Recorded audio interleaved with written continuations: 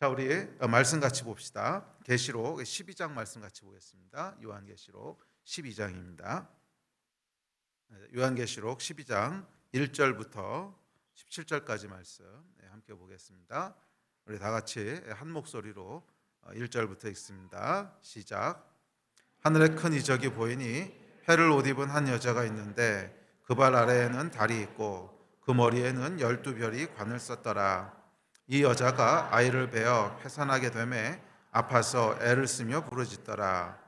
하늘에 또 다른 이적이 보이니 보라, 한 큰 붉은 용이 있어 머리가 7이요 뿔이 10이라. 그 여러 머리에 7왕관이 있는데 그 꼬리가 하늘의 별 3분의 1을 끌어다가 땅에 던지더라. 용이 해산하려는 여자 앞에서 그가 해산하면 그 아이를 삼키고자 하더니 여자가 아들을 낳으니 이는 장차 철장으로 만국을 다스릴 남자라. 그 아이를 하나님 앞과 그 보좌 앞으로 올려가더라.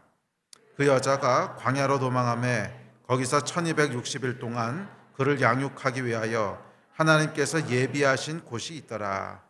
하늘에 전쟁이 있으니 미가엘과 그의 사자들이 용과 더불어 싸울세.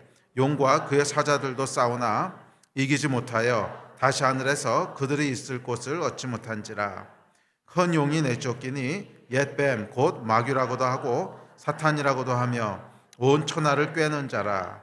그가 땅으로 내쫓기니 그의 사자들도 그와 함께 내쫓기니라.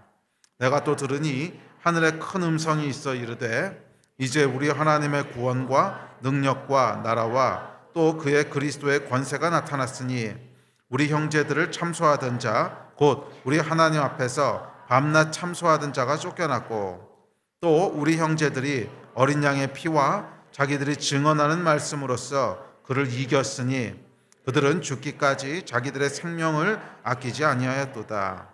그러므로 하늘과 그 가운데에 거하는 자들은 즐거워하라. 그러나 땅과 바다는 화 있을진저 이는 마귀가 자기의 때가 얼마 남지 않은 줄을 알므로 크게 분내어 너희에게 내려갔음이라 하더라. 용이 자기가 땅으로 내쫓긴 것을 보고 남자를 낳은 여자를 박해하는지라.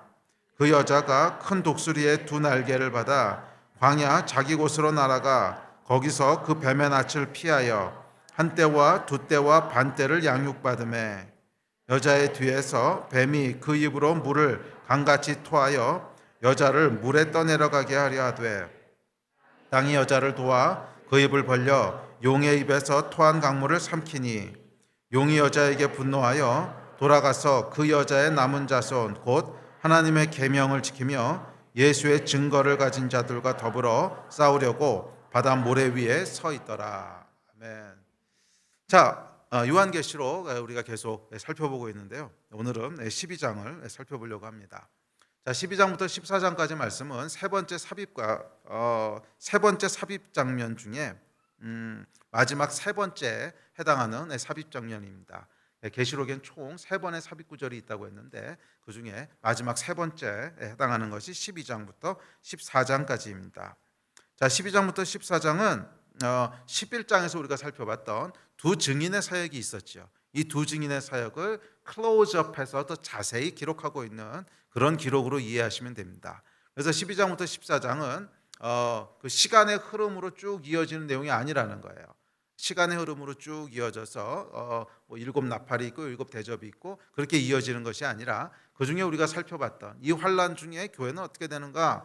교회는 그 두 증인의 사역으로 묘사가 됐죠. 11장에서. 그래서 예수 그리스도의 그 도우심과 은혜 가운데 복음을 증거하고 또 담대하게 승리하는 교회로 이제 그렇게 11장에서 묘사됐는데 그 담대하게 승리하는 그 전투하는 교회에 대한 것들을 더 자세히 묘사하고 있는 것이 12장부터 14장까지입니다. 그래서 12장부터 14장까지는 11장에 대한 클로즈업이라고 생각하시면 됩니다. 자, 그래서 이 내용은 뭐냐면 마지막 때 교회에 대한 얘기예요. 마지막 때 교회는 어떤 모습이 될 것인가? 이 환란 가운데 하나님께서는 교회에게 무엇을 요구하시고 어떤 교회가 되기를 원하시는가? 이런 것들이 12장부터 14장까지의 주제라고 생각하시면 될 겁니다. 그리고 특별히 제가 반복해서 계시록 강의하면서 말씀드렸지만 마지막 때라고 하는 것은 단순히 예수님이 오시기 직전만을 지칭하는 것이 아니라 그것이 물론 좁은 의미의 마지막 때가 될 수 있겠지만 마지막 때라고 하는 것은 예수님의 초림부터 재림까지 그 사이 전체 기간을 일컫는 용어이기도 합니다. 그래서 이 초림부터 재림까지, 즉 교회를 세우신 예수 그리스도께서 이 땅에 오셔서 교회를 시작하셔서 예수님께서 다시 오셔서 교회를 완성하실 때까지 그 기간 동안 교회가 무엇을 감당해야 되고 교회는 어떤 모습으로 서 있어야 되는가 하는 것에 대한 메시지라고도 이해할 수 있습니다. 동시에 좁은 의미의 마지막 때는 예수님이 다시 오시기 직전이겠지요. 그때는 우리가 살아가고 있는 모든 환경들이 지금보다 훨씬 더 터프해질 겁니다. 본질이 달라지진 않아요. 이 본질이라고 하는 것은 교회는 결국 영적인 싸움을 싸우는 존재고 세상은 교회에 대해서 결코 우호적이지 않고 뭐 이런 본질들은 다르지 않습니다. 그런데 마지막 때가 되면 그것보다 훨씬 더 터프해질 거라는 거예요. 그래서 실제로 종말에 해당하는 영어가 이제 에스카톨로지라고 하는 단어인데 이게 헬라어에서 왔죠. 근데 헬라어의 원뜻은 뭐냐면 모든 것이 정점에 달하는 때라는 뜻이에요. 네, 네. 그러니까 종말이라고 하는 뜻은 뭐냐면 시간적인 마지막의 의미도 있지만 그와 더불어 모든 것이 정점에 달하는 때라고 하는 의미가 있습니다. 그래서 이 2000년 교회 역사 그리고 앞으로 얼마나 더 지속될지 모르겠지만 교회 시대 때 우리가 겪어왔고 교회 시대 때 우리가 살아왔던 이 모든 일들이 더 정점에 달하게 되는 때가 마지막의 마지막 때라고 이해하시면 돼요. 그러니까 본질적으로 크게 다른 것이 아니라는 거예요. 우리가 2000년 동안 살아왔던 교회 시대와는 전혀 다른 어떤 모습이 마지막 때 나타난다. 이렇게 나타나는 것이 아니라는 거죠. 2000년 동안 교회가 쭉 해왔던 일들, 물론 교회가 타락하고 잘못했던 일들 말고요. 교회가 하나님 앞에 정상적으로 감당해 왔던 일들이 더 정점에 이르게 되는 때가 마지막의 마지막 때라고 이해하시면 됩니다. 자, 그런 의미에서 하여간 이 12장부터 14장까지는 교회에 대한 이야기를 기록하고 있습니다. 자, 12장에도 보면 오늘 살펴본 12장에도 보면 3년 반의 숫자들이 다시 등장하죠. 한 때와 두 때와 반 때, 1260일 이런 것들이 등장하는데 이것을 이제 전천년설로 전천년설로 그 설명하는 전천년주의자들은 문자적인 3년 반으로 해석을 합니다. 그래서 이것을 7년 대환란 중에 마지막 후 3년 반이라고 해석을 하죠. 그래서 교회를 향한 세상의 핍박이 가장 극심해지는 때 이렇게 해석하기도 하고 또 부천년설로 해석하시는 분들은 3년 반은 실제적인 숫자가 아니고 상징적인 숫자야. 지난주에 살펴봤죠. 안티오코스 에피파네스가 제우스 신상 세우고 했던 그 기간이 3년 반이었는데 그것을 그냥 차용해서 교회와 하나님의 백성이 극심한 환난과 핍박 가운데 있는 기간 전체를 상징하는 숫자야. 이렇게 해석하기도 합니다. 그런데 어떤 해석이 맞는 건지 나중에 가보면 알겠죠. 근데 이 종말론에 있어서 특별히 계시록에 있어서는 너무 확정적으로 해석하지 말라는 거예요. 확정적으로 해석했다는 잘못하면 실수할 수 있습니다. 그래서 이런 해석도 있고 저런 해석도 있고 해석보다는 하나님 말씀 자체에 더 집중했으면 좋겠어요. 그 말씀이 어떻게 해석될지는 사실은 인간이니까 모르는 거잖아요. 그 예언되었던 말씀이 성취되고 지나가고 나면 다 알 거예요. 그런 말이었어. 그렇지만 성취되기 전까지는 우리는 잘 몰라요. 그래서 말씀 자체에 훨씬 더 집중하는 그것이 올바른 태도라고 믿습니다. 요한계시록에서는 뭐라고 기록하고 있는지 그 말씀의 해석이 잘 모르겠는 거는 그냥 해석은 잘 모르겠지만 말씀은 이렇게 기록되고 있어. 정해석을 모르겠으면 그냥 외우세요. 그게 훨씬 낫지 뭘 자꾸 해석을 하려고 그래요. 아니 해석이 되는 건 우리가 해석해서 이해하면 좋겠지만 사실은 신학자들도 지난 2000년 동안 해석을 못해서 아직까지 싸우고 있는 거를 우리가 무슨 수로 그걸 정확하게 해석을 하겠습니까? 2000년 동안 해결이 안 난 문제를. 그렇죠? 그렇다고 전천년설이 틀렸다고 지금 규정짓지도 못하고 그렇다고 무천년설이 꼭 맞다고 얘기할 수도 없고 아직도 신학계에서는 모르거든요. 서로 그럴 수도 있고 이럴 수도 있고 온갖 성경적인 증거들과 성경적인 근거들을 다 가지고 토론을 했지만 정확한 결론이 안 나거든요. 그 얘기는 가보기 전에는 잘 모른다는 거죠. 그래서 해설에 너무 집착하시기보다는 말씀 자체에 더 집중합시다. 진짜 해석이 안 되면 그냥 외웁시다. 그래서 말씀을 알고 있으면 될 거 아니에요. 그 말씀을 알고 있으면 그 순간이 왔을 때는 이게 이거구나. 모든 사람이 다 알 거예요. 이게 1260일이 그거였구나. 그 순간이 되면 분명히 다 알 거라는 거예요. 그러니까 해석을 너무 안 되는 해석을 억지로 하려고 하지 말고 말씀 자체에 집중하시기 바랍니다. 가보면 알게 될 거예요. 자, 어쨌든지 간에 이 하나님을 떠난 세상의 본질은 전쟁이, 영적 전쟁이라고 하는 것을 성경은 이야기하고 있습니다. 그리고 마지막에 다가올수록 이 영적 전쟁은 더 정점에 이르게 될 것입니다. 그래서 마지막 때는 인간의 죄도 정점에 이르게 될 것이고, 또 이 하나님의 역사를 방해하려는 사단의 역사도 정점에 이르게 될 것이고, 또 죄를 심판하신 하나님의 진노도 정점에 이르게 될 것이고, 이 모든 것이 정점에 이르게 되면서 우리가 지난 2000년 교회 역사 가운데 있었던 모든 그 영적인 전쟁들이 아주 클라이막스에 이르게 되는 것이 아마 마지막에 일어날 역사가 아닐까, 성경은 그렇게 이야기하고 있습니다. 자, 어찌되었든지 간에 이 교회가 여러분 세상에 존재하는 형태는 뭐냐면 환영받는 형태가 아니라는 거예요. 교회가 세상에 존재하는 형태는 환영받는 형태가 아니라는 거예요. 예. 그 2000년 교회 역사를 보면 교회가 환영받았던 데는 아주 조금씩밖에 없었어요. 그리고 이 환영받는 기간이 길어지면 교회는 거의 대부분 타락했어요. 예. 교회는 여러분 기본적으로 환영받는 존재가 아닙니다. 왜냐하면 하나님을 떠난 세상은 하나님과는 다른 길을 가려고 그러기 때문에 그래요. 하나님을 떠난 인간의 교만은 결국 하나님과 대적하는 길을 선택했기 때문에 교회가 정말 하나님 편에 서 있다면 세상으로부터 환영받기는 참 힘듭니다. 물론 교회가 정말 사역을 잘 감당하고 직내 사역을 잘 감당해서 사회가 많이 하나님께로 돌아오게 되면 잠깐 환영받는 기간이 있을 수는 있겠죠. 그런데 그 기간이 길어지다 보면요, 교회는 또다시 타락하게 되고, 그렇게 되면 세상을 향한 영향력을 잃어버리게 되고, 세상은 다시 타락한 길로 들어서게 되고, 그럼 다시 교회는 환영받지 못하게 되고, 그런 길들을 계속 사이클을 반복하게 됩니다. 그런데 어쩌면 지금까지 한국 교회가 존재했던 환경은요, 그 큰 부흥이 있었죠. 큰 이제 100년 전에 1907년도에 부흥도 있었고, 또 6.25 전쟁이 끝나고 나서 70년대 80년대에도 큰 부흥이 있으면서 어쩌면 우리는 교회가 환영받는 곳 잠깐의 시간을 운 좋게 있었는지 몰라요. 운 좋게 있었는지 몰라요. 그러다 보니까 그 안에서 신앙생활을 해오던 사람들은 그것이 그냥 당연한 것이라고 생각을 해요. 그래서 교회가 환영받지 못하는 상황에 들어가게 되면 당황하게 됩니다. 그런데 성경은, 특별히 계시록은요, 교회는 환영받는 존재가 아니라는 거예요. 이 땅에서 환영받는 존재가 아니라는 거예요. 교회는 영적 전쟁 가운데 있고, 그 전쟁은 이 땅에서 환영받지 못하기 때문에 생기는 전쟁이에요. 그러면 여러분, 물론 교회가 타락했기 때문에 욕먹는 거, 이건 우리가 회개해야 될 일입니다. 그렇지만 교회가 타락하지 않고 정말 하나님 앞에 순수한 믿음을 지킨다고 할지라도 절대로 환영받지 못합니다. 그러면 더더욱 환영받지 못할 겁니다.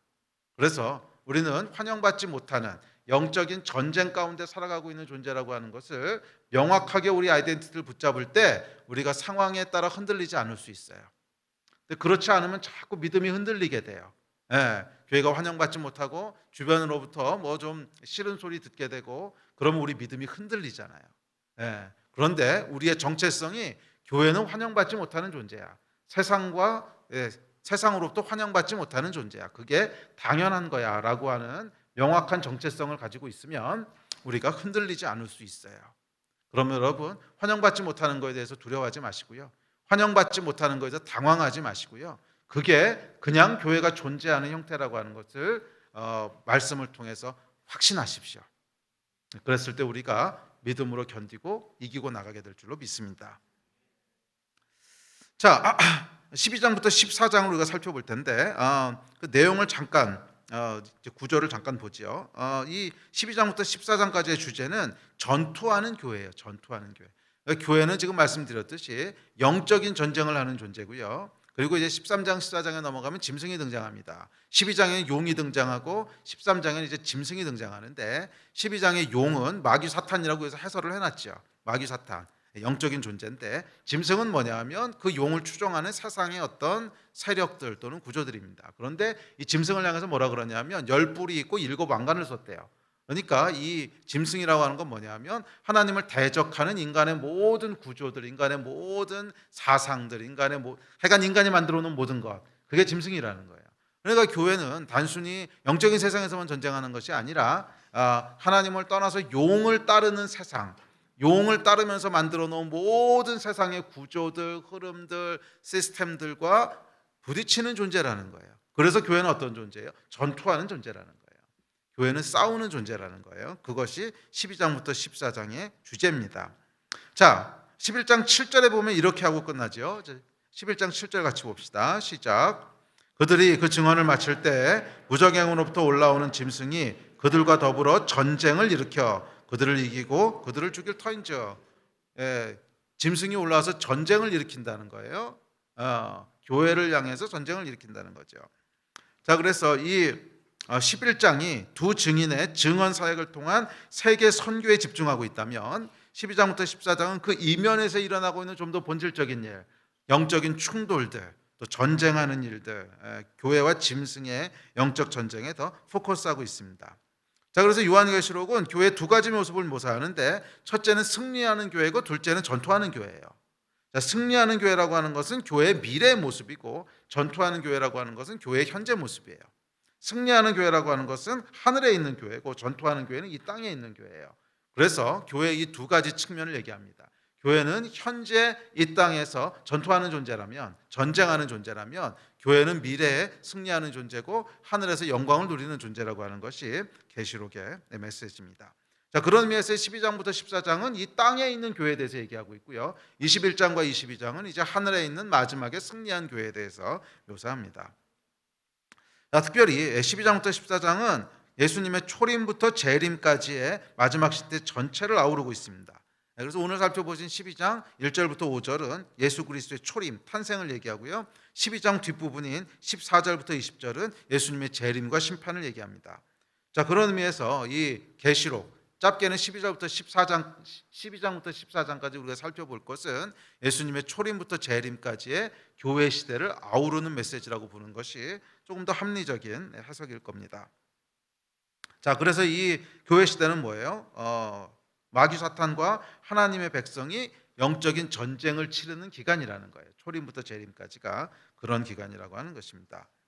자, 특별히 몇 가지 사탄을 지칭하는 상징들이 사용되는데 12장에서는 용이 등장하고 우리 다음 주에 살펴본 13장에서는 첫째 짐승, 또 바다에서 올라오는 첫째 짐승, 땅에서 올라오는 둘째 짐승, 뭐 이런 것들이 등장합니다. 근데 이것은 모두 다 사단을 악의 세력을 상징하는 상징들로 이제 보시면 되겠습니다. 그래서 용이 직접 영적인 존재인 마귀 사탄이라면 짐승이라고 하는 것은 그 용을 따르는 용에 의해서 움직이는 이 땅에 있는 어떤 것들, 뭐 사람일 수도 있고 뭐 조직일 수도 있고 구조일 수도 있고 나라일 수도 있고 하여간 그것이 이제 짐승으로 표현되어 있습니다. 자, 12장부터 살펴보도록 합시다. 자, 12장의 내용은 여자와 용에 대한 내용입니다. 자, 12장 1절 2절 우리 두 절 같이 봅시다. 시작. 하늘에 큰 이적이 보이니 해를 옷 입은 한 여자가 있는데 그 발 아래에는 달이 있고 그 머리에는 12별의 관을 썼더라. 이 여자가 아이를 베어 해산하게 되매 아파서 애를 쓰며 부르짖더라. 자, 전체 본문을 보면 알 수 있지만 이 아이는 예수 그리스도를 상징하고 있는 것이 분명합니다. 자, 그렇다면 아이를 뵌 여인은 누굴까요? 아이를 뵌 여인 마리아? 마리아라고 보기에는 계시록 그 앞뒤 문맥이 전혀 안 맞죠. 이 여인은요 교회입니다. 교회. 사실은 여러분 계시록에 나오는 상징은 풀기가 그렇게 어렵지 않아요. 계시록에 나오는 상징은요 그냥 셋 중 하나라고 생각하시면 됩니다. 마귀든지 아니면 세상이든지 아니면 교회든지 그냥 셋 중 하나예요. 그냥 셋 중 하나 찍으시면 맞습니다. 근데 이 아이가 예수를 낳았으니까 뭐 마귀는 아닐 거 아니에요. 용이 마귀라니까. 그러니까 이건 좋은 걸 텐데 좋은 건 뭐 교회겠죠. 자, 그래서 이 교회는 어떤 존재냐면 세상 속에 예수 그리스도를 낳는 존재라는 거예요. 교회를 통해서 예수 그리스도가 세상에 보여지고 교회를 통해서 예수 그리스도가 세상에 역사하고 교회를 통해서 예수 그리스도가 세상에 존재하게 된다는 거예요. 교회는 여러분 위대한 존재입니다. 교회는 어떤 존재냐면 예수 그리스도를 이 땅에 낳는 존재예요. 그래서 위대하고 영광스러운 거예요. 구약도 그렇잖아요. 구약의 하나님의 백성인 이스라엘을 통해서 초림 예수 그리스도가 이 땅에 오셨고 또 신약의 하나님의 백성인 교회를 통해서 궁극적으로 예수님이 다시 이 땅에 오시게 되죠. 그러니까 교회의 본질은 뭐냐면 끊임없이 세상 가운데 예수 그리스도를 나타내고 흘려보내는 존재라는 거예요. 세상이 어떻게 예수 그리스도가 어떤 존재인지를 알게 됩니까? 교회를 통해서. 세상이 어떻게 예수 그리스도가 어떤 존재인지를 보게 됩니까? 교회를 통해서. 그것이 교회의 영광이라는 거예요. 그것이 교회의 영광이라는 거예요. 교회는 예수의 몸이고 몸된 교회를 통해서 예수가 세상 속에 보여집니다. 자, 그런데 이 여인이 교회라고 했죠. 이 여인이 해를 옷 입고 있고 달을 발에 두며 12별의 면류관을 쓰고 있습니다. 자, 이건 영광에 대한 얘기입니다. 이 여인이 영광 가운데 있다는 거죠. 교회가 영광 가운데 있는데 해와 달과 별의 영광을 가지고 있다는 거예요. 근데 해와 달과 별은 다 어디 있는 거예요? 하늘에 있는 거죠. 그러니까 교회는 여러분 이 땅의 영광을 가지고 있는 존재가 아니라 하늘의 영광을 가지고 있는 존재라는 거예요. 교회는 이 땅의 영광을 가지고 있는 존재가 아니라 하늘의 영광을 가지고 있는 존재라는 거예요. 13장에 가면 이 두 가지가 이제 더 아주 극명하게 대비가 되는데, 짐승은 이 땅의 영광을 가지고 있는 존재예요. 그래서 첫째 짐승, 둘째 짐승, 또 뒤에 가면 큰 성 바벨론, 뭐 여러 가지로 묘사되는데 다 같은 존재인데, 그것은 이 땅의 영광을 가지고 있는 존재인데, 땅의 영광의 본질은 뭐냐면 힘과 크기예요. 그래서 이 바벨론을 묘사할 때 항상 앞에 뭐가 붙어요? 큰 성 바벨론이 붙는 거예요. 크다는 거예요. 또 용을 묘사할 때도 뿔이 있어요. 왕관을 썼어요. 이게 다 뭐냐면 힘, 권력에 대한 묘사죠. 그러니까 이 땅의 영광은 항상 뭘로 표현되냐면 힘과 크기로 표현이 돼요. 그런데 교회는 이 땅의 영광을 가진 존재가 아니라는 거예요. 해의 영광, 달의 영광, 별의 영광, 하늘에 속한 영광을 가지고 있다는 거예요. 그 영광의 본질은 뭐냐면 예수 그리스도를 이 땅에 출산하는 거예요. 그게 교회의 영광이에요. 교회의 영광은 하나님이 어떤 분이신지를 이 땅에 보이는 게 교회의 영광이라는 거예요. 교회가 여러분 영광을 잃어버리게 되는 과정을 보면 항상 뭐가 있냐면 땅의 영광을 추구를 해요. 교회가 땅의 영광을 추구하면서 힘을 추구하고 교회가 크기를 추구하고, 이렇게 되면 교회가 해와 달과 별의 영광이 아니라 땅의 영광에 매이게 되는 거예요. 그렇게 되면 교회가 정말로 나타내야 될 진짜 영광을 잃어버리게 돼요. 그 영광은 뭐예요? 예수 그리스도를 이 땅에 나타내는 영광. 그래서 여러분 예수 그리스도가 이 땅에 오셨을 때 보세요. 힘을 추구하지 않으셨어요.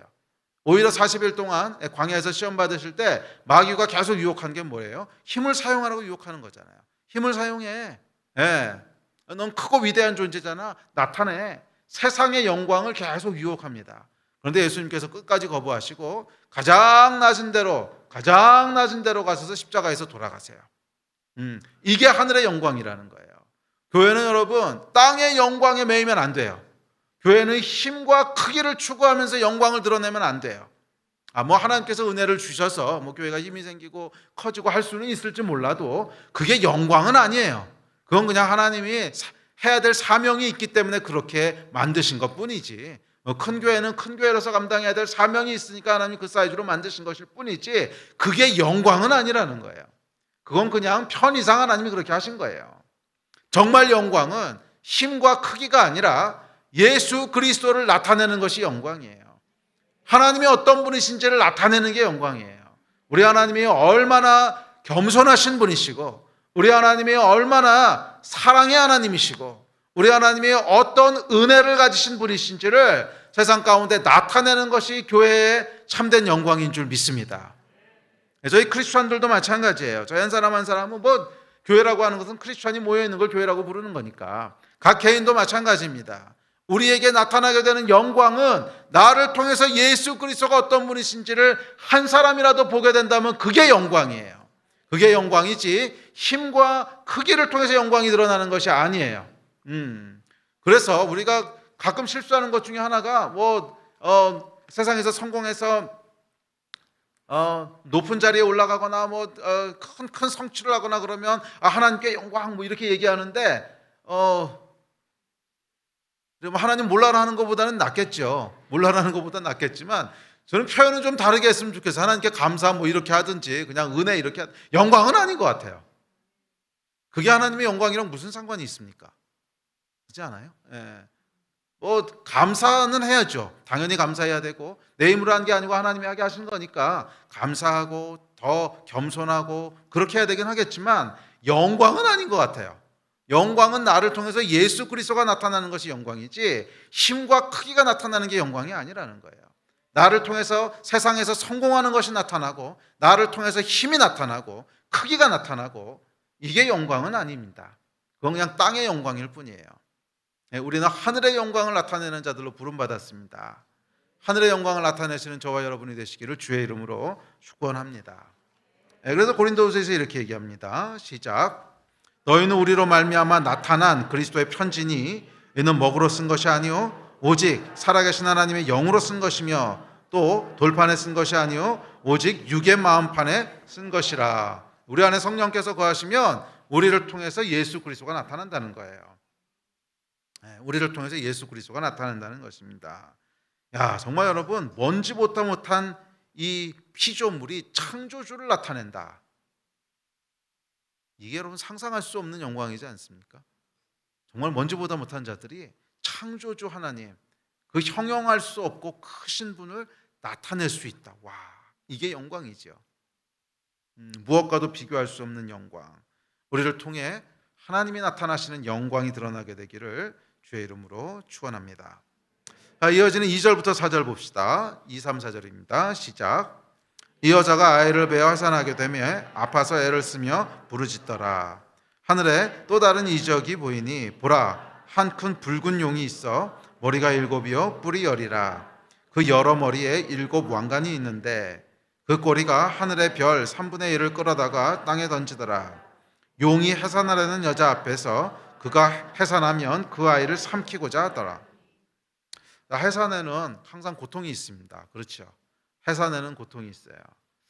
처음에 하나님이 창조하실 때는 해산에 고통이 없었던 것 같아요. 그런데 아담과 하와가 선악과를 따먹고 나서는 해산하는 고통을 더하셨죠. 해산하는 고통을 더했다고 하는 것은 뭐냐면 죄가 관영하게 됐기 때문에 하나님의 법이 이루어지는 게 고통스러워졌다는 뜻이죠. 죄가 관영하게 됐기 때문에 하나님의 원래 창조된 법이 나타나는 것이 고통스러워졌다는 거예요. 그래서 교회는 환영받지 못하는 존재라는 거예요. 죄가 관영하기 때문에 하나님의 뜻이 이 땅 가운데 이루어지려고 할 때는 항상 저항이 있고 해산의 고통이 있게 됐다는 거예요. 자, 교회가 그리스도를 해산하는 것 역시 그렇습니다. 예수께서 세상에 오시는 것은 사탄에게는 치명적인 일이기에 예수가 이 땅에 드러나게 될 때는 항상 해산의 고통이 따릅니다. 그래서 초림 때 보세요. 예수님께서 이 땅에 오시려고 했을 때 헤롯이 예수를 죽이려고, 그러니까 뒤에 있는 용이 헤롯을 조종한 거죠. 조종해서 죽이려고 아이들을 다 몰살, 다 이 아이들의 수많은 아이들의 생명을 뺏어가죠. 또 뭐 재림 때는 어떻습니까? 뭐 재림 때도 계시록에 보면 순탄치 않죠. 큰 고통과 환란이 있습니다. 왜냐하면 예수께서 이 땅에 나타나시는 것을 사탄이 좋아하지 않기 때문에 그래요. 자, 특별히 예수께서 재림하실 때는 재림하시기 위해서 두 가지 조건이 있습니다. 여러분 알고 계세요? 예수께서 재림하시려면 반드시 두 가지가 먼저 이루어져야 돼요. 하나는 뭐냐면 구약의 이스라엘 백성이 다시 회복되는 것이고, 두 번째는 뭐냐면 모든 민족이 복음을 듣게 되는 거예요. 이 두 가지 조건이 만족되지 않으면 예수님께서 오시지 않아요. 그것을 약속하셨기 때문에 그래요. 우리 하나님은 신실하신 분이시기 때문에 당신의 약속을 어기시지 않으세요. 그래서 반드시 이스라엘을 다시 회복시키실 것이라고 약속하셨고 모든 민족에게 복음이 증거될 거라고 약속하셨어요. 그게 이루어져야 그 다음에 재림하세요. 그 다음에 예수님께서 오세요. 자, 그래서 사탄의 입장에서 한번 생각을 해봅시다. 우리가 사탄까지 고려해야 되는지 모르겠지만, 배려해야 되는지 모르겠지만, 약간 적의 전략을 알아야 될 거 아니에요. 사탄의 입장에서는 어떻게 했어요? 예수께서 다시 오시는 걸 막아야 되잖아요. 예수께서 다시 오시면 영원한 무적행이 들어가니까. 그러면 뭐를 막으면 되겠어요? 이 두 개 중에 하나가 안 되도록 막으면 되는 거잖아요. 두 개 중에 하나가 안 되도록 막으면 되는 거예요. 그래서 첫 번째, 이스라엘의 회복을 막기 위해서는 어떻게 하면 가장 간단할까요? 다 죽여버리면 되는 거야. 다 죽여버리면 회복될 게 없잖아요. 그래서 역사를 보면 유대인들을 말살시키려고 하는 일들이 그렇게 많았어요. 하만 때부터 시작해가지고 히틀러까지 계속 유대인을 말살시키려고 하죠. 이게 여러분 영적인 안목으로 바라보셔야 돼요. 단순히 뭐 그 민족이 잘못해서 죽이려고 하고 이런 차원이 아니라 여러분 한 민족을 말살한다고 하는 것은 영적인 일이 아니고는 일어나지 않습니다. 생각해 보세요. 한 민족을 말살한다고는 수천만이 죽어나가는 건데 그게 영적인 세력 없이 인간의 맨정식으로 할 수 있겠습니까? 그럼 반드시 영적인 뭔가가 있는 거죠. 자, 그래서 이스라엘을 유대인을 말살시키려고 하는 것이 이제 사단의 계략이고, 두 번째는 뭘 막으면 되겠어요? 선교가 안 되도록 막으면 되는 거죠. 선교가 안 되도록 막으면 되는 거예요. 그래서 이 마지막 때가 다가오면 이 두 가지도 극심하게 될 거예요. 이스라엘도 큰 환란을 당하게 될 것이고 또 세계 선교의 도전도 더욱더 거세질 겁니다. 그래서 뭐 이스라엘의 환란에 대한 건 이제 스가랴서 우리가 주일에 살펴보고 있는데 마지막 12장, 13장, 14장이 이제 이스라엘의 환란에 대한 얘기입니다. 자, 그리고 이방인은 우리 교회에게는 그것은 어떻게 보면 구약의 하나님 백성이 이스라엘이 감당해야 될 어떤 해산의 고통이라면 물론 우리가 도와야 되긴 하겠지만 이방인에게 주어져 있는 신약의 하나님의 백성에게 주어져 있는 해산의 고통은 세계 선교예요. 모든 민족에게 복음을 증거하는 이 일이 완수돼야 예수님이 오시는 거예요. 그래서 여러분 이 선교지에서 벌어지고 있는 여러 가지 어려움의 소식들을 접하다 보면 이 영적 전쟁이 얼마나 실질적이고 얼마나 치열한지 알 수 있습니다. 특별히 이번 코로나 때만 해도 얼마나 많은 선교사님들이 돌아가셨는지 몰라요. 정말 많이 돌아가셨어요. 우리가 생각한 것보다. 우리는 이곳에 있다 보니까 뭐 코로나 별로 뭐 아주 나이 드신 분이거나 기저질환이 있지 않으면 안 돌아가시던데 그건 왜 그러냐면 병원이 있기 때문에 그런 거예요. 근데 병원 시설이 없는 곳은 생각보다 위험합니다. 병원 시설이 없는 곳에서는 이게 폐렴으로 오기 때문에 그냥 호흡을 못하면 죽는 거예요. 그러니까 산소호흡기만 끼면 살 수 있는데 그거 못 끼면 죽는 거거든요. 그래서 이런 것 때문에 참 많이 돌아가셨어요. 참 많이 선교사님들이 돌아가셨는데 이런 걸 보고 있으면 영적 전쟁이 얼마나 치열하고 또 실제적인 건가 하는 것을 알 수 있습니다. 3절에는 이제 붉은 용이 등장합니다. 이 용은 사탄이라고 9절에서 설명해주고 있습니다. 시작. 큰 용이 내쫓기니 곧 옛뱀 곧 마귀라고도 하고 사탄이라고도 하며 온 천하를 꿰는 자라. 그가 땅으로 내쫓기니 그의 사자들도 그와 함께 내쫓기니라. 큰 용, 옛뱀, 마귀, 사탄이라고 해석해주고 있습니다. 자, 이 큰 용이 땅으로 내어 쫓겼다고 얘기하는데 이것은 과거의 얘기를 하고 있는 것이라고 학자들은 대부분 얘기합니다. 그 얘기는 예수 그리스도의 십자가 사건으로 말미암아 사탄의 권세가 꺾였다는 거예요. 그 사건을 얘기하는 거다.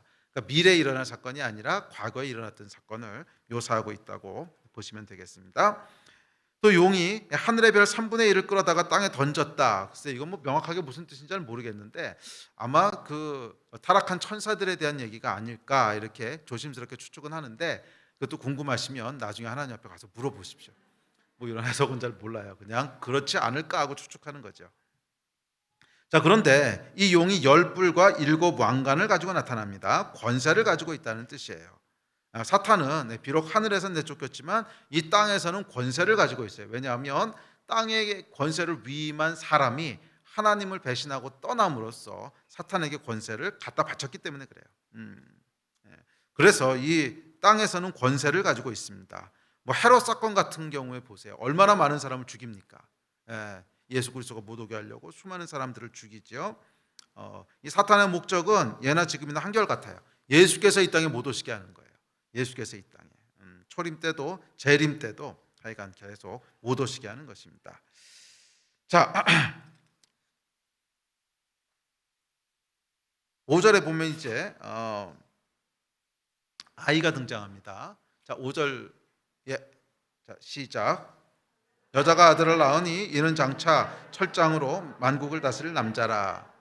그 아이를 하나님 앞과 그 보좌 앞으로 올려가더라. 여자가 드디어 아이를 낳게 되고 이 아이는 예수 그리스도를 의미하는 것이 분명합니다. 자, 이어지는 6절입니다. 시작. 그 여자가 광야로 도망하며 거기서 1260일 동안 그를 양육하기 위하여 하나님께서 예비하신 곳이 있더라. 자, 여기 보면 아주 흥미로운 말씀이 나오는데 용의 공격이 치열해지니까요. 여자가 광야로 도망해서 거기서 1260일을 보냅니다. 1260일은 우리 계속 살펴봤죠. 한때와 두때와 반때 42달 1260일 3년 반 이게 전부 다 똑같은 기간이에요. 계산해 보세요. 1260일이 정확히 42달이고요. 42달이 정확하게 3년 반이고요. 다 같은 기간입니다. 다 같은 기간인데 이게 뭐라 그랬죠? 하나님께서 정하신 환난과 핍박의 기간이라 그랬죠. 그래서 이것이 실제로 문자적으로 3년 반일지 아니면 교회가 핍박받는 전체 기간을 의미하는 건지 모르겠지만 하여간 중요한 것은 이게 뭐예요? 교회가 환난과 핍박을 당하는 때라는 것입니다. 예. 그래서 예. 자, 그런데 6절에 보면 이 기간 동안 뭐가 있다는 거예요? 하나님께서 예비하신 곳이 있다는 거예요. 하나님께서 예비하신 곳이 있다는 거예요. 이 환난 때는 여러분 항상 하나님께서 예비하신 곳이 있어요. 개인적으로도 그렇고 공동체적으로도 그렇고 시대적으로도 그래요. 예. 시험 당할 즈음에 피할 곳을 두신다 그랬어요. 그러니까 여러분 우리가 개인적으로 만나는 환난 가운데서도 항상 하나님께서 뭘 두시냐면 예비하신 곳을 두세요. 피할 곳이 항상 있다는 거예요. 피할 곳이 항상 있다는 거예요. 그래서 여러분 크리스찬에게 절망이란 건 없어요. 절망이란 건 없어요.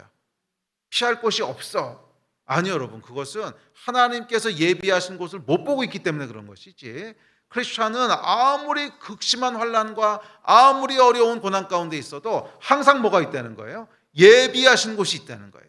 1260일 동안 예비하신 곳이 있다는 거예요. 시대적으로도 마찬가지예요. 아무리 어려운 시대를 우리가 지나가도 하나님께서 하나님 백성들을 향하여 예비하신 곳이 있다는 거예요.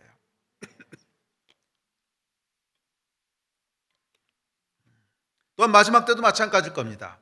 예수께서 재림하시기 직전에 모든 것이 극에 달하는 아주 극심한 환난의 시간이 있을지라도 하나님께서는 당신 백성을 향해서 뭘 두신다는 거예요? 예비하신 곳이 있다는 거예요. 예비하신 곳이 있다는 거예요. 아무리 큰 환난도 아무리 큰 핍박 가운데도 항상 하나님께서는 예비하신 곳을 두십니다. 그래서 성경에 보면 모세도 다윗도 엘리야도 모두 생명의 위협을 받는 큰 환난 가운데 있었지만 하나님께서 예비하신 곳에서 안전하게 보호됐어요. 안전하게 보호됐어요.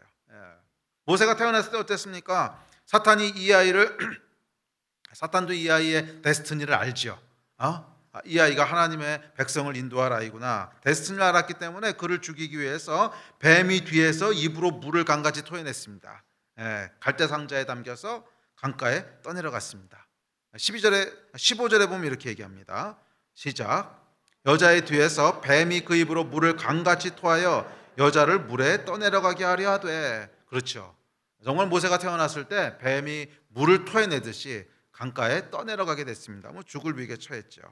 모세의 생명은 정말 바람 앞에 촛불이었습니다. 그러나 하나님께서 예비한 곳이 있었습니다. 이 모세를 바로의 딸에 의해서 발견되게 하시고 바로의 궁에서 거하게 하십니다. 하나님께서 예비하신 곳은요, 놀랍게도 바로의 궁이었어요. 모세를 죽이려고 했던 그 바로의 궁궐이었습니다. 그리고 이곳에서 그를 양육하십니다. 모세를 죽이려 했던. 그래서 여러분 하나님께서 아무도 예상하지 못했던 곳이 오히려 하나님이 예비하신 곳이었어요. 우리도 그럴 수 있어요. 환난을 당하고 또 어려움을 당하고 큰 핍박 가운데 있고 그럴 때 어쩌면 우리가 정말 예상치 못한 곳이 하나님이 예비하신 곳일 수 있어요. 가장 위험하다고 생각하는 곳이 하나님이 예비하신 곳일 수 있어요.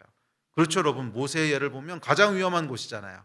모세를 죽이려고 했던 바로 그 사람, 그 바로의 궁이 하나님이 예비하신 안전한 장소였다는 거예요.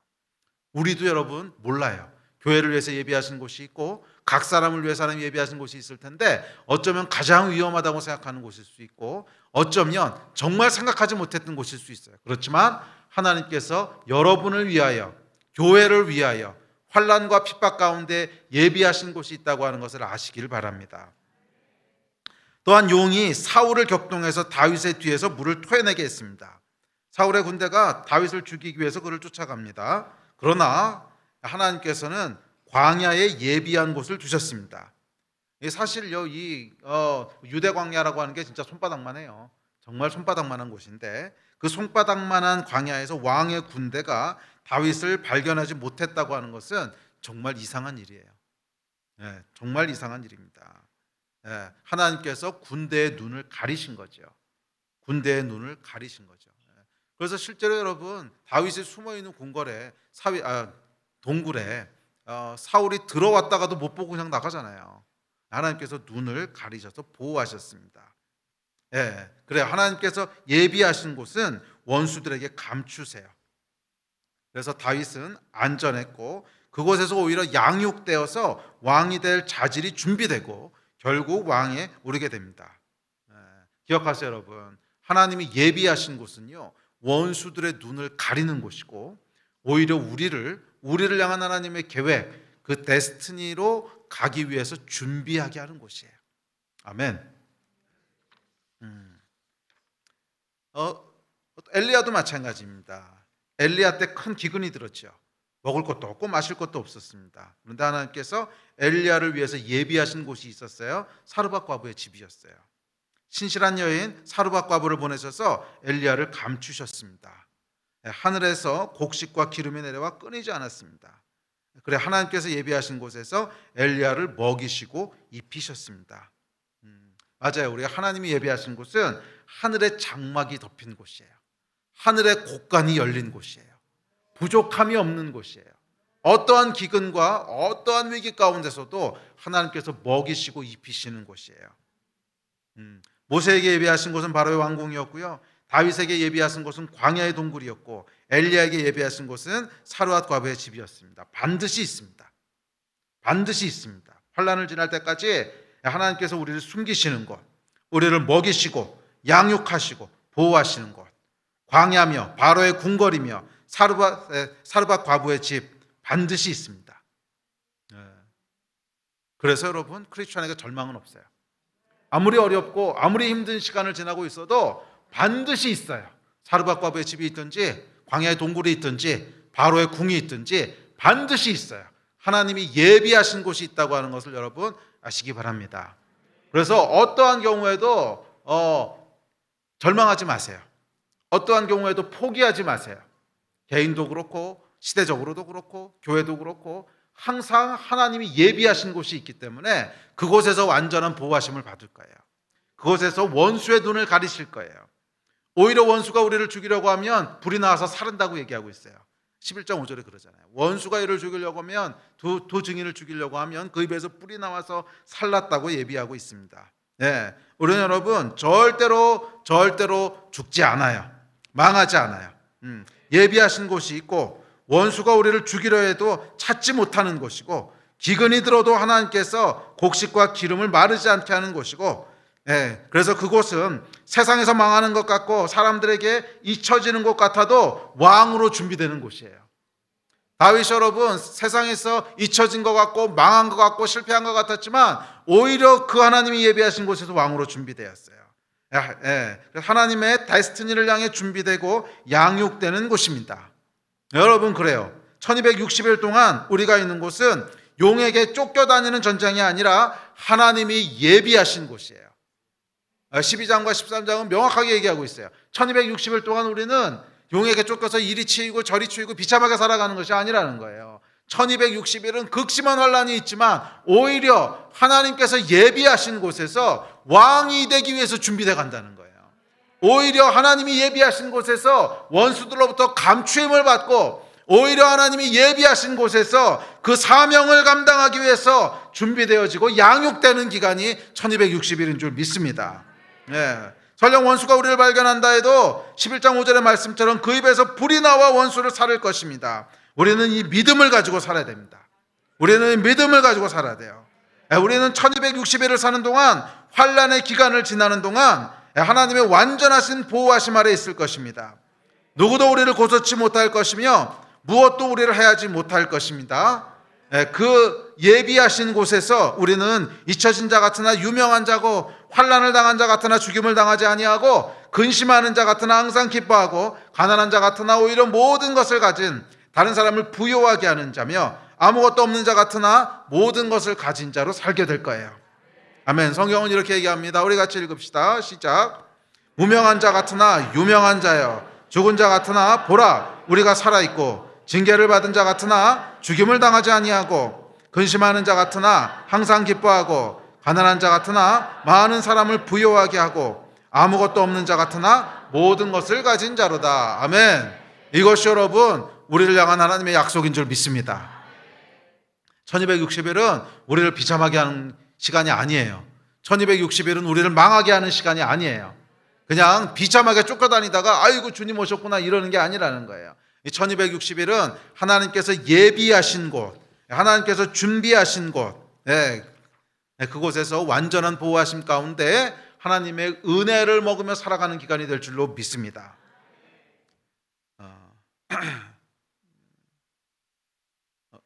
이어지는 7절부터 12절입니다. 우리 같이 봅시다. 시작. 하늘에 전쟁이 있으니 미가엘과 그의 사자들이 용과 더불어 싸울세. 용과 그의 사자들도 싸우나 이기지 못하여 다시 하늘에서 그들이 있을 곳을 얻지 못한지라.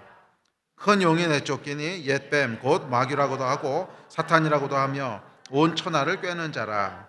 그가 땅으로 내쫓기니 그의 사자들도 그와 함께 내쫓기니라.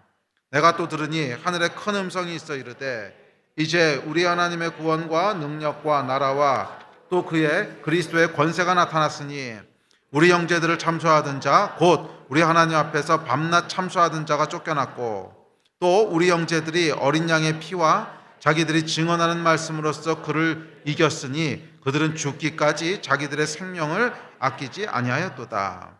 그러므로 하늘과 그 가운데 거하는 자들은 즐거워하라. 그러나 땅과 바다는 화 있을진저 이는 마귀가 자기의 때가 얼마 남지 않은 줄을 알므로 크게 분내어 너희에게 내려갔음이니라 하더라. 여기 보면 12절 잠깐만 띄워두고 계세요. 큰 용 옛뱀 마귀라고도 하는 사탄이 땅으로 내쫓깁니다. 그의 사자들도 그와 함께 내쫓기게 되죠.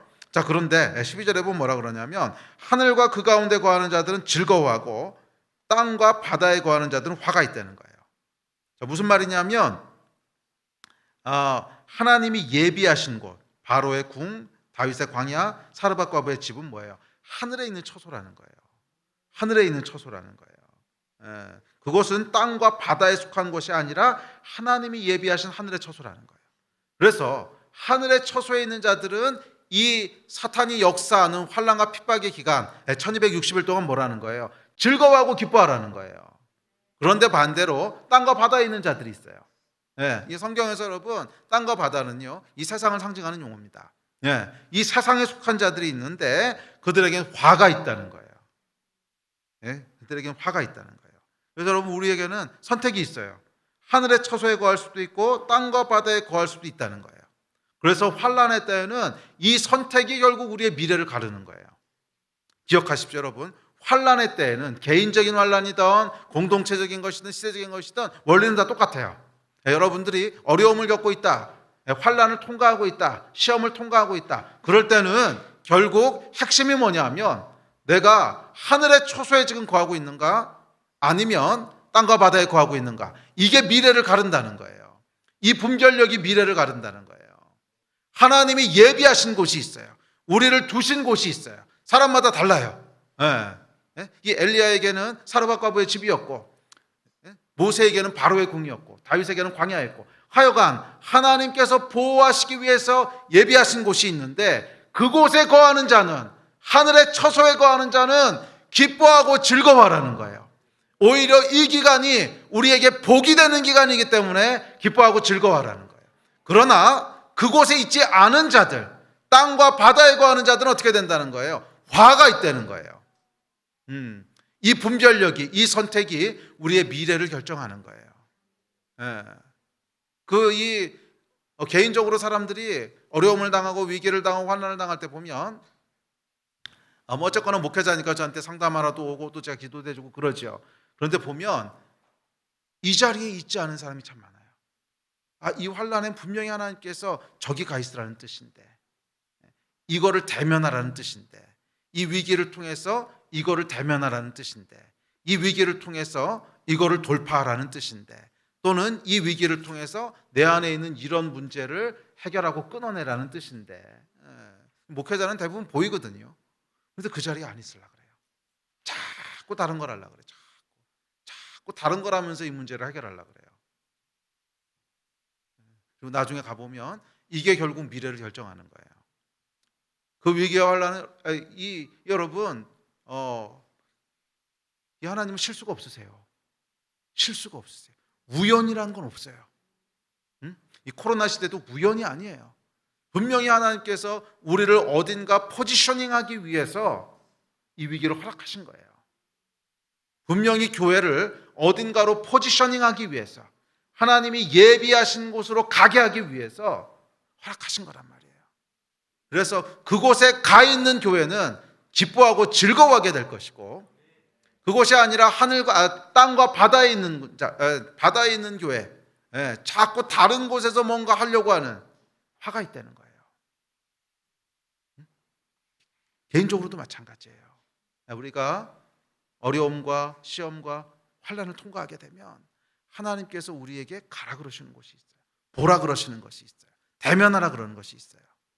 물리적인 장소일 수도 있고, 영적인 어떤 일일 수도 있고, 그러니까 영적인 포지셔닝일 수도 있고, 하여간 우리가 가야 될 곳이 있는데 거기 있지 않고, 하늘의 처소에 있지 않고, 땅과 바다에 있으면 어떻게 돼요? 화가 있다는 거예요. 그게 우리의 미래를 가르는 줄 믿습니다. 자, 이어지는 13절부터 17절입니다. 시작. 용이 자기가 땅으로 내쫓긴 것을 보고 남자를 낳은 여자를 박해하는지라. 그 여자가 큰 독수리의 두 날개를 받아 광야 자기 곳으로 날아가 거기서 그 뱀의 낯을 피하여 한 때와 두 때와 반 때를 양육받음에, 여자의 뒤에서 뱀이 그 입으로 물을 강같이 토하여 여자를 물에 떠내려가게 하려 하되, 땅이 여자를 도와 그 입을 벌려 용의 입에서 토한 강물을 삼키니, 용이 여자에게 분노하여 돌아가서 그 여자의 남은 자손 곧 하나님의 계명을 지키며 예수의 증거를 가진 자들과 더불어 싸우려고 바다 모래 위에 서 있더라. 자, 여기 보면은 이야기를 계속 반복하고 있는데, 땅에 내쫓긴 용이 이제 여자를 공격하기 시작하는데, 근데 이때 이 여자는 어떻게 되냐면 큰 독수리의 두 날개를 받아 광야 자기 곳으로 날아가 거기서 뱀의 낯을 피해서 한 때와 두 때와 반 때, 한 때와 두 때와 반 때가 1260일이죠. 3년 반을 양육받는다는 거예요. 똑같은 얘기를 지금 계속 반복하고 있는 겁니다. 자기 곳이 뭐예요? 자기가 있어야 될 곳이란 뜻이죠. 자기가 있어야 될 곳. 한 때와 두 때와 반 때, 1260일, 42달, 3년 반. 하나님이 예비하신 곳, 거기가 자기 곳이에요. 자기가 있어야 될 곳이 있다는 거예요. 거기 가서 뭐예요? 양육을 받는다는 거예요. 거기서 양육을 받는다는 거예요. 이것이 1260일의 의미예요. 이 1260일 동안 이 뱀, 용으로 대표되는 환란이 없으면 자기 곳으로 갈 생각을 하지 않는다는 거예요. 생각해 보세요, 여러분. 사울이 핍박하지 않는데 다윗이 미쳤다고 광야에 가서 동굴에서 살겠습니까? 집에서 살지. 사울이 죽이러 오니까 동굴에 가서 사는 거죠. 기근이 없었다면 엘리야가 사르밧 과부의 집에 얹혀 살았겠습니까? 자기 집에 살았겠죠. 이 위기가 없었다면 모세가 바로의 궁에 들어갔겠습니까? 이 위기라고 하는 것은, 여러분, 환란이라고 하는 것은 하나님께서 당신 백성을 자기 곳으로 보내시는, 예비하신 처소, 그 사람이 있어야 될 곳으로 보내시는 거라는 거예요. 이게 없으면 절대로 안 간다는 거예요. 그래서 이 환란과 핍박을 통해서 있어야 될 곳으로 가게 됩니다. 저는 코로나도 정확히 이 뜻이라고 믿습니다. 정확히 코로나도 이 뜻이라고 믿습니다. 코로나가 없었다면 절대로 가지 않았을 그곳으로 하나님이 우리를 보내신다는 거예요. 그래서 코로나가 끝나고 나서 다시 원래 자리로 돌아온다고 하는 것은 정말 바보 같은 일이에요. 그것은 코로나의 모든 의미를 부인하는 거예요. 그것은 하나님이 행하신 일을 다 부인하는 거예요. 아니요, 여러분. 1260일 동안 하나님께서 우리를 양육하시기 위해서 보내시는 자기 곳이 있어요. 자기 곳. 하나님이 예비하신 곳이 있어요. 이 일이 없다면, 사울이 아니었다면 절대로 다윗이 가지 않았을 곳, 그곳이 있다는 거예요. 교회는 여러분 그곳으로 가야 돼요. 교회는 그곳으로 가야 돼요. 그리고 그곳에서 하나님의 완전한 보호하심 가운데 양육받는다고 돼 있어요. 양육받는다는 거예요. 준비되어진다는 거예요. 할렐루야. 이것이 여러분 1260일의 의미인 줄 믿습니다. 자, 그런데 어떻게 해서 그곳에 가게 되냐면 독수리 날개를 받아서 그곳으로 가게 된대요. 예, 이 독수리 날개를 받아서 그곳으로 가게 된다고 하는 것은 하나님의 인도하심을 뜻합니다.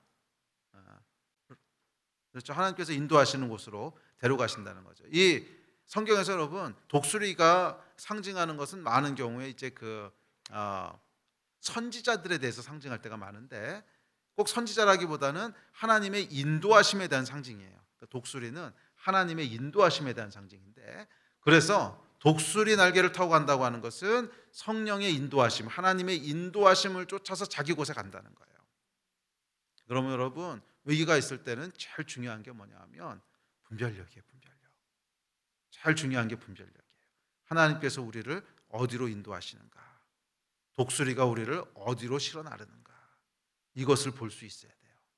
그렇지 않고 이 분별력을 잃어버리고 그냥 내 혼이 시키는 대로, 내 육신이 원하는 대로, 예? 이 위기를 뚫어보겠다고 계속 이리 뛰고 저리 뛰고 하면요, 땅과 바다에 거하는 자는 화가 있으리라. 이게 우리 미래가 되는 거예요. 그러나 그렇지 않고 독수리 날개를 타고 자기 곳으로 돌아가는 자, 자기 곳으로 돌아가는 자, 그 사람은 양육되게 될 텐데, 모세가 민족의 지도자로, 다윗이 왕으로, 엘리야가 바알 선지자와 대적하도록 그곳에서 우리를 준비시키신다는 거예요. 예. 그러므로 환난은 우리로 있어야 될 곳으로 가게 하는 축복이며, 또 하나님이 예비하신 그곳에서 우리는 데스티니를 향해서 준비되게 될 겁니다. 아멘. 우리 예배팀 앞으로 나오십시오. 개인도 그렇고 여러분, 교회도 그렇고 시대적으로도 마찬가지예요. 이 환난의 때에는 자기 곳으로 돌아가야 돼요. 하나님이 예비하신 곳, 우리가 있어야 될 곳, 마땅히 있어야 될 곳, 그곳에 있으셔야 돼요. 그것은 물리적인 장소일 수도 있고 영적인 어떤 영적인 장소일 수도 있고, 또는 우리가 대면해야 되는 어떤 일일 수도 있고, 우리 안에 내적인 싸움일 수도 있고, 어찌됐든지 간에 우리는 자기 곳에 있어야 돼요. 하나님이 우리를 두시는 곳에 있어야 돼요.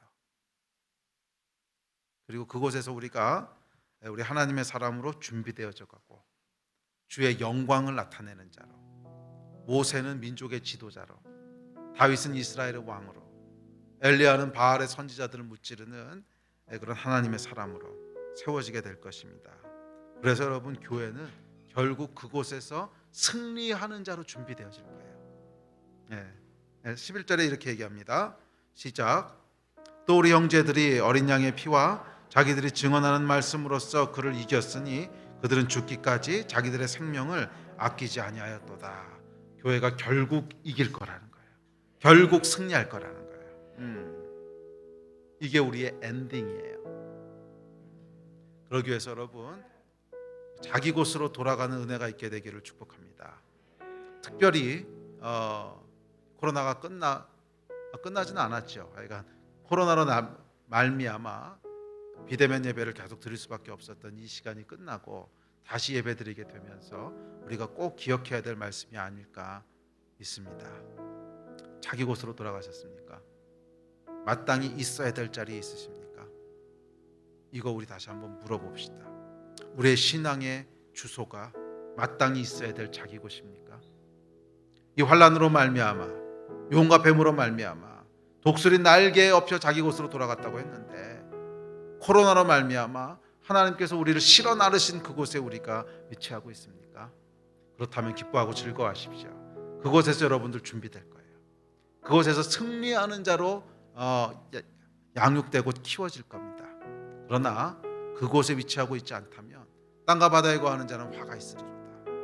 우리의 미래가 화가 있다는 거예요. 복 있는 자로, 기뻐하고 즐거워하는 자로, 그것이 저와 여러분의 미래가 되기를 주의 이름으로 축원합니다. 아멘. 같이 일어나서 좀 기도합시다.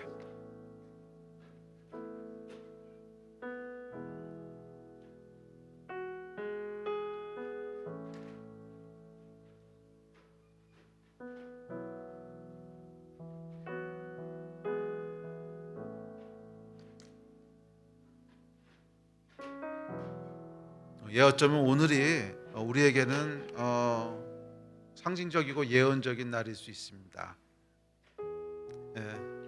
당연히 그렇죠. 코로나로 말미암아 오랫동안 모이지 못하다가 다시 하여간 모이게 되는 첫날 아닙니까? 그렇다면 우리가 하나님 앞에 다시 모이기 시작하면서 함께 이 일을 위해서 좀 기도합시다. 하나님, 우리가 자기 곳에 있겠습니다. 우리가 자기 곳에 있겠습니다. 하나님이 예비하신 곳, 각 사람을 두시는 곳, 그것이 어디든지 간에 우리가 독수리 날개에 업혀 그곳에 거하기를 선택합니다. 땅과 바다에 거하는 자가 되지 말게 하여 주시고 하늘의 처소에 거하는 자가 되게 하여 주십시오. 하나님이 예비하신 곳에 거하는 자가 되게 하여 주십시오. 다윗의 광야에 거하는 자가 되게 하여 주시고 사르밧 과부의 집에 거하는 자가 되게 하시고 바로의 궁궐에 거하는 자가 되게 하여 주십시오. 혹시라도 주님, 제가 자기 곳이 아닌 다른 곳에 있다면 오늘 저를 독수리 날개로 업으셔서 자기 곳으로 옮겨 주십시오. 내가 있어야 될 곳이 어딘지 보여주시고 그곳으로 들어가게 하여 주십시오. 특별히 코로나로 말미암아 1년 반 동안 하나님께서 말씀하셨던 메시지가 우리 안에 다시 살아나게 하여 주셔서 단순히 과거로 돌아가는 회귀가 아니라 우리 하나님께서 인도하시는 자기 곳으로 들어가는 그 은혜와 그 승리와 그 영광의 역사가 있게 되기를 소원합니다. 우리 교회가 함께 자기 곳으로 들어가게 하여 주십시오. 우리 교회가 자기 곳으로 들어가 하나님이 예비하신 곳에서 양육받게 하여 주십시오. 이 일을 위해서 우리 같이 합심해서 주여 3번 부르짖고 다 함께 기도하겠습니다. 기도하십시다.